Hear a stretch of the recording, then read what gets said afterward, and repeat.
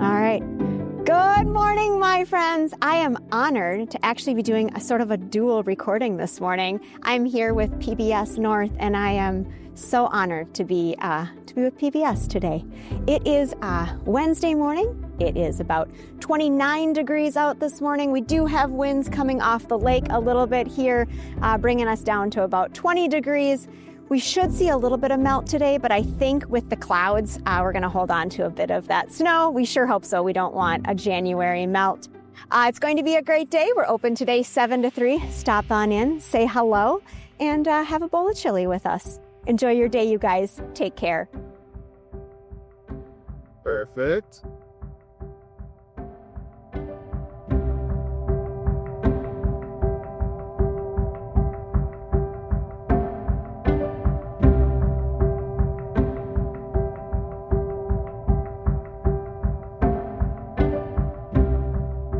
I've been doing the weather since 2021, and it all started because we actually had a forest fire going at the time.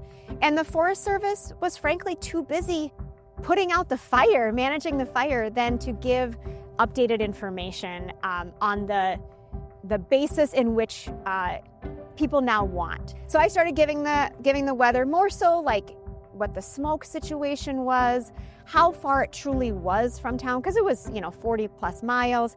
And then it just kind of snowballed, and I just started giving the weather every day because as a Minnesotan, I think that we care about the weather so much. It's also a topic that is kind of a safe topic to talk about with everyone. So I just started giving the weather, and it has just turned into, I give the weather every day. I'm not a meteorologist. I just look at what the National Weather Service in Duluth says for the day and kind of take that to what it looks like outside here, and just go with it. And it can change on a dime. As we all know, up and down the shore, the weather can be so very different. And so I can let you know what it's like in downtown Grand Marais on a pretty daily basis. And I think that it provides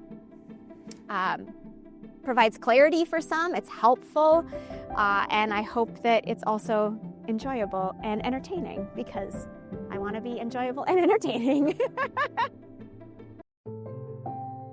My sister and I and my parents are the owners, and we have phenomenal staff that works with us year-round, including our own children.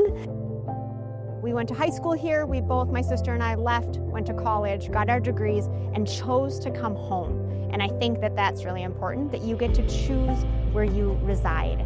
I never thought I was coming back to Cook County, and I did not think that I was going to be a part of the Java Moose.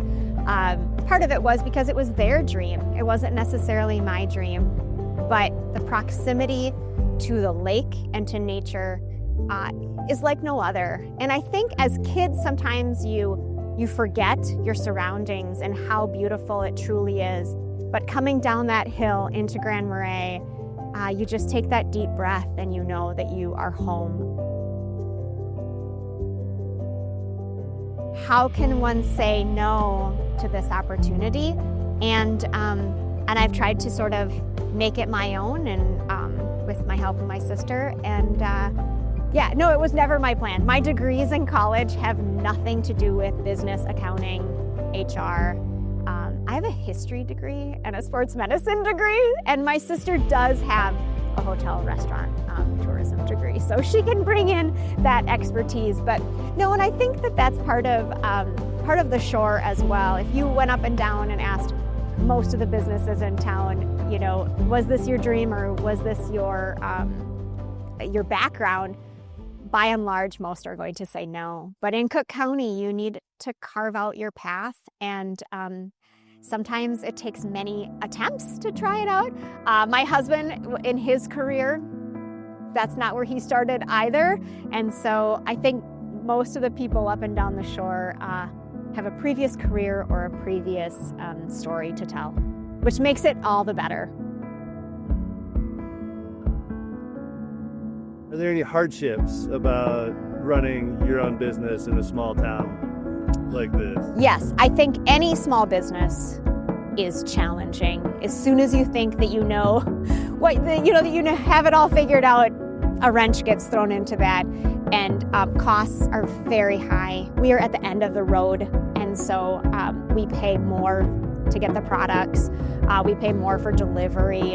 And then the seasonality of where we reside and run our business is that so much of our business is dependent on tourism dollars. So May to October is busy, and we try to get through as many people as we possibly can in that time frame. And then November to May is very, very, very quiet. So managing your budget, managing your staff can be very challenging. And so I think what I share so often is roses and sunshine and beautiful views, but I also try to provide levity and that what a small business really is like to run in this economy and in these times. So it is challenging. I don't ever want to try and sugarcoat it in any way, but we're also very stubborn, and we plan on being here for another 30 years. We're open year-round, and we have the opportunity to be involved in the community on a very daily basis. We have locals and visitors alike that come through our doors every day. We get to be a part of many nonprofits. We get to raise money for the food shelf. We get to have a platform that is very involved in the community every single day, whether it is being a part of the school or the food shelf or just other entities. We get to be a part of that, and it's an honor to be a part of it. We also seek that out. I will say that we want to be a part of the community every single day, whether it's helping fundraise or accepting donations or making our own contributions. We get to have a part of that. We get to have a role. We are very welcoming to all people, and I think that we provide a very safe place for all ideas and conversations. And the community has supported us in many ways when we were having some troubles, and we're able to therefore support them, I hope, in the same way. And being integrated into the community is just vital for the survival of our business, and I think in order to allow our community to thrive.